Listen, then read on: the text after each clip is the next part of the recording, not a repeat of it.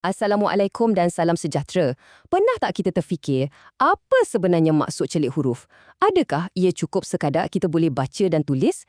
Hari ini kita akan kupas satu konsep yang kita rasa kita dah faham, iaitu literasi bahasa. Dan percayalah, ia jauh lebih mendalam dan hebat daripada apa yang kita sangkakan. Kalau ditanya soalan ni, kebanyakan orang mesti jawab ya. Tapi sebenarnya jawapan tu tak berapa tepat.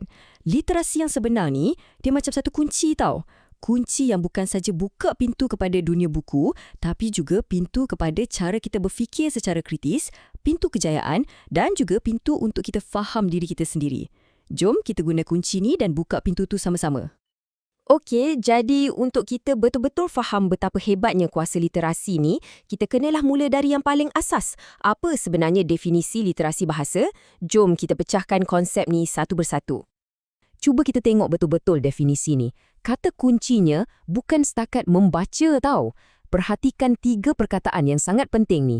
Memahami, mentafsir dan menghasilkan. Ini bukan proses yang pasif, di mana kita hanya terima maklumat. Tak. Ini adalah satu proses yang aktif yang memerlukan minda kita bekerja sepenuhnya. Yang menariknya, ini memecahkan tanggapan lama kita. Literasi ni, dia bukan macam kita menaip, di mana kita cuma tekan huruf yang betul. Bukan. Ia adalah satu kemahiran berfikir yang tinggi. Ia tentang kebolehan kita untuk menyoal apa yang kita baca, faham apa mesej di sebalik ayat-ayat tu, dan kemudian kita gunakan pemahaman tu untuk sampaikan idea kita pula dengan jelas dan berkesan. Jadi, poin utamanya kat sini, literasi bahasa ni ibarat tapak konkrit untuk sebuah bangunan yang tinggi.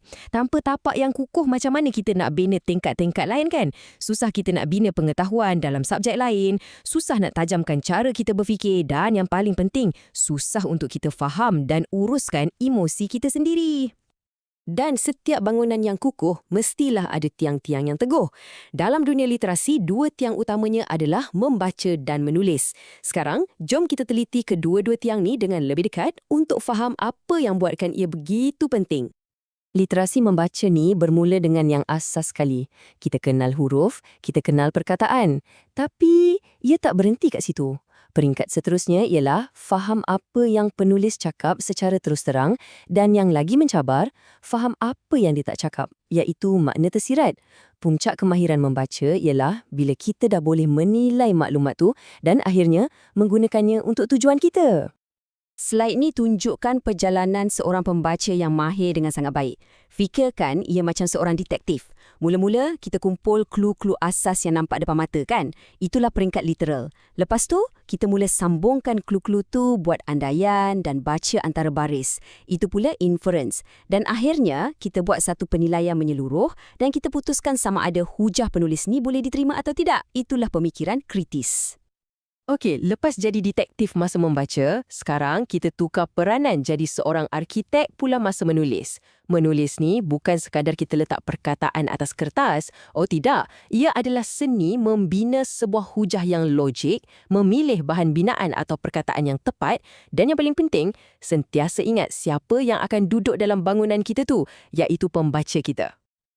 Baik, sekarang kita dah faham apa itu literasi.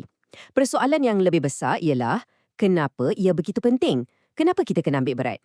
Jom kita lihat macam mana kemahiran ni boleh mencetuskan satu kesan rantaian atau ripple effect bermula dari seorang murid sampailah kepada seluruh masyarakat kita.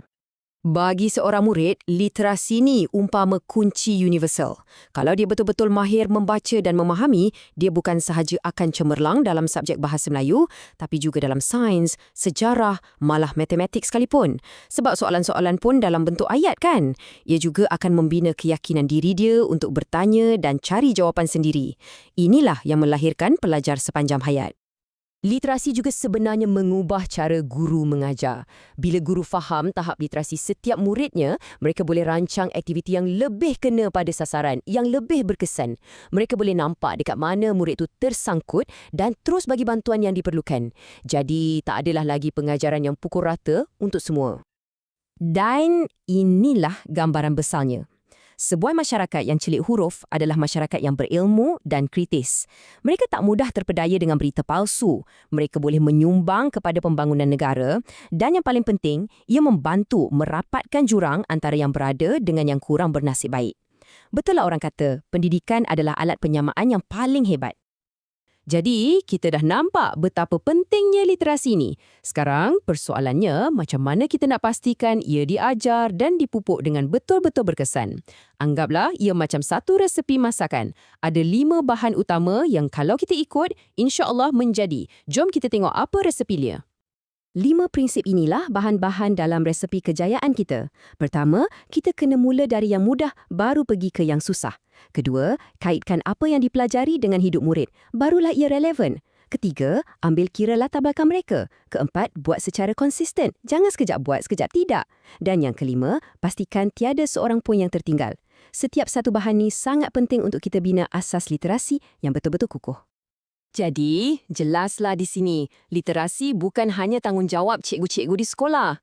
Ia adalah nadi yang menggerakkan dan menghidupkan seluruh masyarakat kita.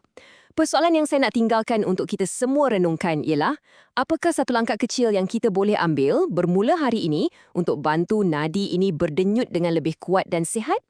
Fikir-fikirkanlah dan marilah kita bertindak bersama